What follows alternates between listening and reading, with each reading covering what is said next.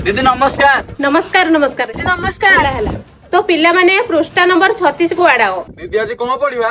आज आमे निशा महाराणा और साहू भाउजंग कीर्तिकल्प विषय रे जानिबा।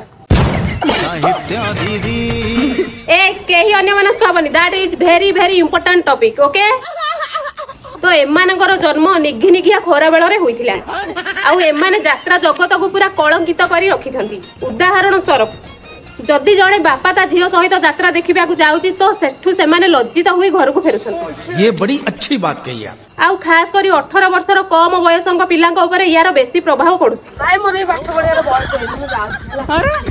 अरे से कोन पळैला? आमे पढिबु से न पढु। ओहो तमे पढ मन लगे पढिबो हला।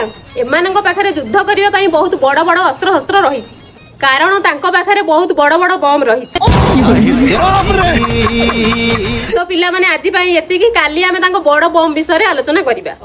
हाय हाय हाय साहित्य दीदी ओके भगवान